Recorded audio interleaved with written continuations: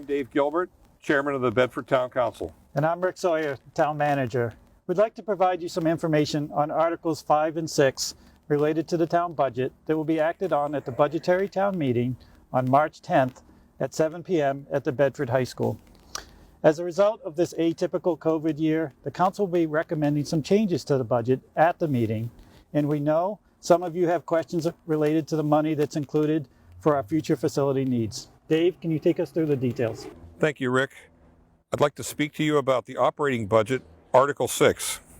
The Town Council has the responsibility to propose a very conservative budget each March with the goal of achieving a stable tax rate, mitigating tax impact on an annual basis, and looking forward past the current year. We do not want to underestimate the rate that we will be readjusting or finalizing in the fall that we do each year. The total town appropriations increased from 2020 by 0.85%, or $269,169.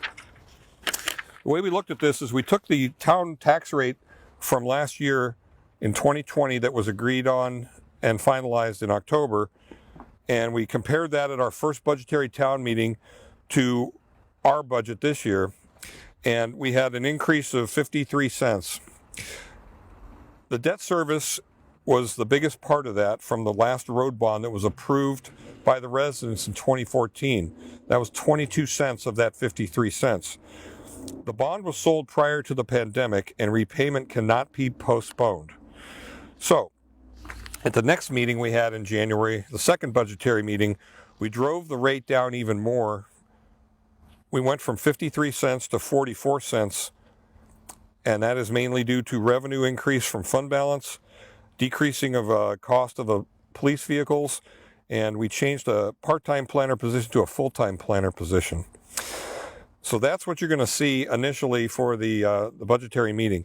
We've also been able to make some changes recently due to the governor's comments and with the help of Senator Ricciardi concerning the New Hampshire State Rooms and Meals revenue loss and the municipal grant revenue loss that we feel we will get. We also had the revenue from the SROs from the SAU 25 that would be added back into their budget and not ours, and we had removed the cost of living increase. So where we stand today and what we're going to propose is a 33-cent increase from the end of 2020. And we have a chart that shows how we stepped down to that. So the annual rate in October of 2020 was $4.24. We're going to be proposing $4.57 at town meeting. Also needing to be said is that we project the rate can go even lower to $4.27. We're going to revalue this year, and historically the revaluation has driven the rate down. So that's a projection for right now that will happen. But at town meeting it will be the $4.57 and 33 cents higher than the end of last year. So for Article 5, which is the Capital Reserve Fund, I'm going to read a comment from the police chief that I think is very appropriate. Because of insurmountable safety and security deficiencies of the current facility, which compromises the effective and efficient performance of our mission of the police and fire departments to provide safety and security of the public, the employees, and the critical infrastructure, we need to make changes. The safety complex needs to be taken care of in a sense, and we need to have a different plan because we've outgrown it. We currently are unable to comply with several federal, state, and municipal national accreditation standards, which would provide the citizens of Bedford with the accountability they deserve. The facility's design and budget line item of $2 million is intended for the purchase of land and developing plans for a police station and a fire substation. Currently, we have 3 locations that are being evaluated. Although accounted for as an allocation of funds for budgeting reporting, this money is intended for investment in assets that will be long-term value to the town. If we do not purchase property soon, those parcels may not be available, and the cost would likely increase. For various reasons, the town was not able to acquire 3 potential parcels that we have reviewed in the last 18 months. All attractive locations, but there are limited locations available. Just as a comparison, both police and fire facilities at the safety complex do not meet our current needs. If you take a look at what happened in 1994 when they moved here, the population of Bedford was 12,500 approximately. The police staff was 28. The fire staff was 21. They had service calls for about 1,200 in the fire department. Today, the population of Bedford is 24,000. The police staff is double at 55, and the fire staff is double at 41. The fire staff has also had service calls of 2,976. That's over 2 times as many. So what we're saying is that the facility has not met the needs of the town and not kept up with the responsibilities that we need to provide and the services we need to provide. So what we're trying to do is we're trying to retrofit or modify the safety complex, which isn't feasible. It just can't happen. It would be cost prohibitive due to insufficient space that is already inadequate for our current public safety staff. It does not offer any expansion possibilities, and it lacks the necessary security features for the protection of the public and the staff. So by moving the police department from the safety complex, it becomes possible to expand the footprint of the fire department here at the safety complex. It becomes possible to move the planning department from the town offices. It creates more usable space at the town offices, and currently we have no plans for any other expansion of facilities. Prior to creating designs, it's necessary to control a suitable site. We are proposing to transfer allocated funds in the unallocated funds section to provide for land acquisition. This uses low interest earning cash for investment in scarce resources. We are keeping with town policy of using excess reserves for capital investment. We will continue to maintain an adequate fund balance, allowing the town to meet cash flow requirements that include monthly school and county tax payments. Unallocated fund balance has been built up from higher than expected motor vehicle registrations, ambulance service fees, interest earned, and other non-property tax revenues. We strive to minimize the impact of highly fluctuating revenues, which are taxes, through more exact forecasts of non-property tax revenues. And interestingly enough, to date, 98.5% of 2020 taxes have been collected. The information that Dave just provided will be available on the town website and at the budgetary town meeting.